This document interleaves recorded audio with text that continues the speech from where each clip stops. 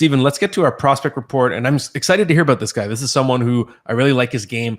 I really was impressed by him leading up to the draft last year, just in the interviews he gave too. I love his personality. So tell me about Ryan Leonard of the Washington Capitals.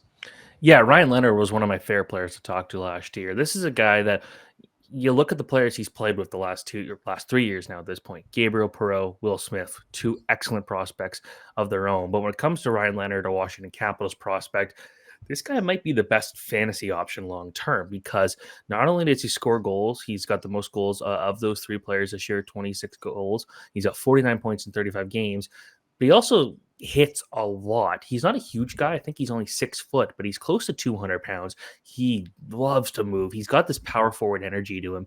But at every level, he's been able to score at a really good rate. And whether it be power play goals, whether it be 5-on-5, he could just pick shots. And last year, he had a goal per, or almost a goal per game with the U.S. National Team Development Program. He was one of the best players at that U17 tournament. He got the game-winning goal.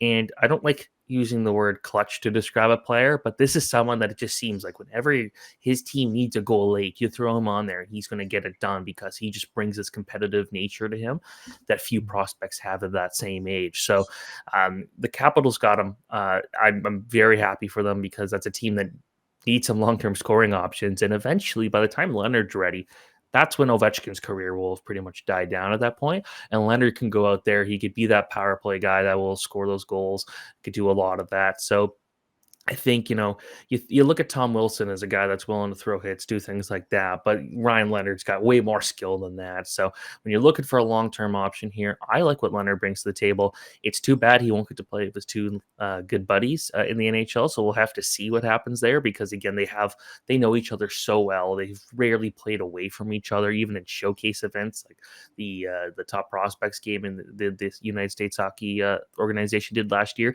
They still played together on the same line. So we don't know what he can really do away from that. But the fact is he continues to put pucks in the net. He's got a knack for the net. He's really good around the net. People can't really clear him from the crease. So that's a guy that's going to be a very solid power forward in the NHL one day, and I'm a big fan. Yeah, I am too. I think that's sound analysis, and I agree. He's sort of like the profile, even from a fantasy perspective, is going to be kind of similar to Tom Wilson, but with a much higher ceiling. And I think in real life, just having Tom Wilson there is a perfect person for him to apprentice with because he can kind of learn the art of being an NHL power forward. So I love the fit there for Ryan Leonard.